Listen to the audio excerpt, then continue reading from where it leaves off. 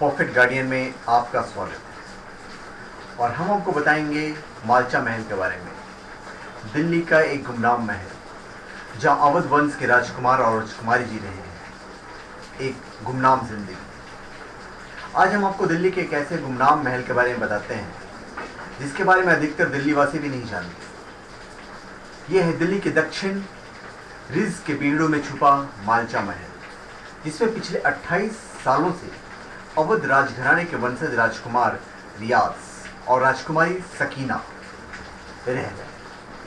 पहले इनके साथ इनकी मां विलायत महल भी रहा करती थी, जिन्होंने 10 सितंबर 1993 में आत्महत्या कर दी। इस महल तक जाने का रास्ता सरदार पटेल मार्ग से जाता है, लेकिन इस महल के अंदर जाने की इजाजत किसी को नहीं है।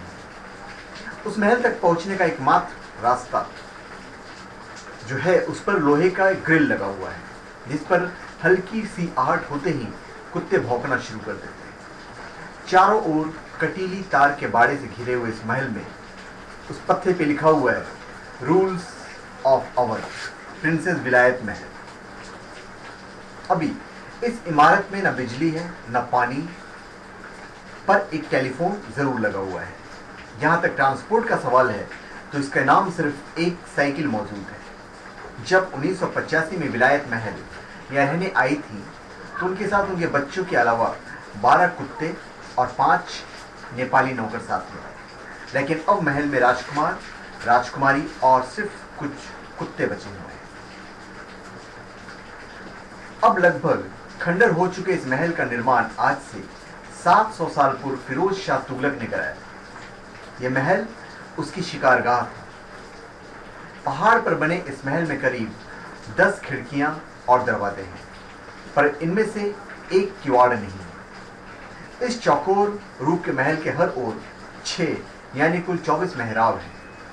मरम्मत न होने के चलते इनमें से अब सिर्फ 3 आर्च ही सलामत है, जिनमें राजकुमार और राजकुमारी रह रहे हैं।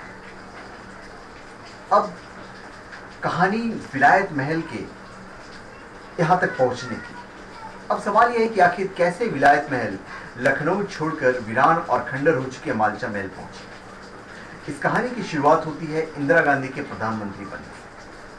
इंदिरा गांधी के प्रधानमंत्री बनने से पूर्व सभी राजा महाराजाओं को सरकार की तरफ से पेंशन मिला करती, पर जब इंदिरा गांधी प्रधानमंत्री बनी तो उन्होंने पेंशन बंद कर दी। इससे उन राजा महाराजाओं के कुछ को तो फर्क पड़ा ही नहीं, जिनके पास या तो पुश्तवानी दौलत थी या फिर कमाई के अन्य साधन, लेकिन जिनके पास दोनों में से कुछ भी नहीं था उनके सामने संकट खड़ा हो गया। इनमें से एक थी विलायत महल, जिनके पति की मृत्यु हो चुकी और कमाई का कोई स्रोत नहीं था। कोई उपाय न देखकर विलायत महल ने सन 1975 में अपने दोनों बच्चों रियाज व सकीना सहित 12 कुत्ते और 5 नौकरों के साथ लखनऊ से दिल्ली की ओर रुख किया और यहाँ के नई दिल्ली रेलवे स्टेशन के एक प्लेटफॉर्म पर डेरा डाल दिया। बाद में वह अपने कुनबे के साथ प्लेटफॉर्म से उठकर वीआईपी वेटिंग लॉन्च पहुंची और वहां कब्जा कर लिया। विलायत महल अपने कुनबे के साथ नई दिल्ली रेलवे स्टेशन पर करीब 9 वर्ष तक रही, जिनमें से लगातार 3 वर्ष धरना देकर अपने अधिकार को मांगती रही। उनके धरने की खबर तत्कालीन प्रधानमंत्री इंदिरा गांधी के कानों तक पहुंची। जिस वर्ष इंदिरा गांधी की हत्या हुई उसी वर्ष इंदिरा गांधी विलायत महल और उसके बच्चों के हालात का जायजा लेने नई दिल्ली के रेलवे स्टेशन पहुंची। इंदिरा गांधी को देखते ही विलायत महल फट पड़ी। किसी तरह उन्हें शांत किया गया।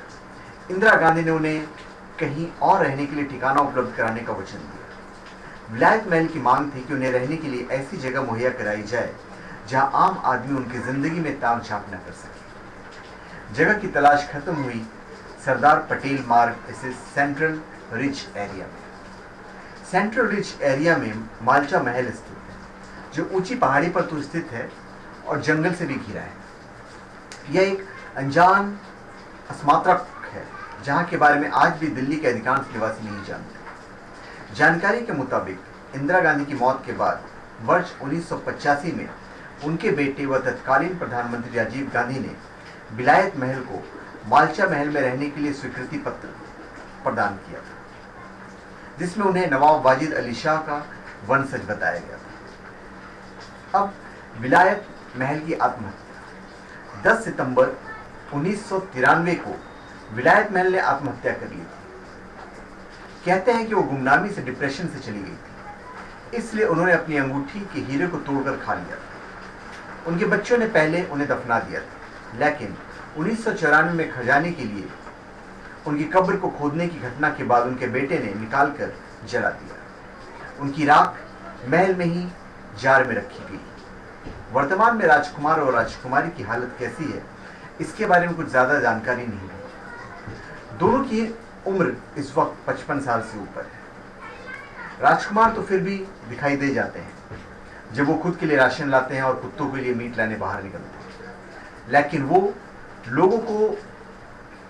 लोगों से बातें बहुत कमी करते हैं और यदि कोई भी उनसे पूछताछ करता है तो उस पर रिवॉल्वर तान देते हैं।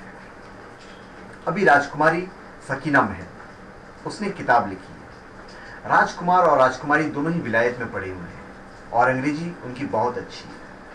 राजकुमार सकीना महल ने अपनी माँ बेगम विलायत महल पर एक किताब लिखी है जिसका नाम है प्रिंसेस विलायत महल, अनसीन प्रेजेंस। यह बुक नीदरलैंड, फ्रांस और ब्रिटेन की लाइब्रेरी में तो मौजूद है, लेकिन भारत में नहीं। इस किताब में विलायत महल के जीवन के कई पहलुओं को उकेरा गया है। बेगम विलायत महल की दादी बेगम ताज आरा का भी इसमें जिक्र है। अभी ये अपना खर्च कैसे चलाते हैं? राजकुमार के अनुसार उनके पास काफी पुश्तैनी ज्वेलरी थी जिसको बेचकर वे अपना खर्चा चलाते हैं। उनके अनुसार उनके पास एक तोप भी है जिसकी बहुत ऊंची बोली लग चुकी है, लेकिन वो उसे बेचते नहीं क्योंकि वो अवध खानदान की शान है। इनके अधिकतर रिश्तेदार ब्रिटेन में रहते हैं। ये दिल्ली के टॉप मोस्ट हॉन्टेड प्लेस में शुमार होता है।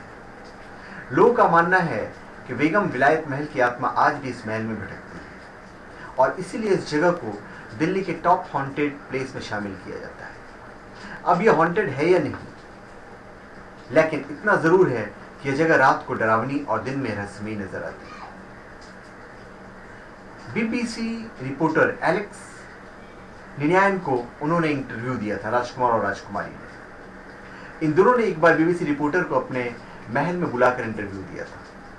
इस इंटरव्यू में प्रिंस ने कहा था कि उसे विश्वास है कि वो अपनी बहन से पहले मरेगा और प्रिंसेस परंपरा का पालन करते हुए आत्महत्या कर लेगी। जब रिपोर्टर ने पूछा कि यदि प्रिंसेस पहले मर गई तो क्या आप ऐसा करेंगे, तो उन्हें कुछ नहीं कहा। धन्यवाद। आप हमारे चैनल पर सब्सक्राइब करें और हमें कमेंट दीजिए।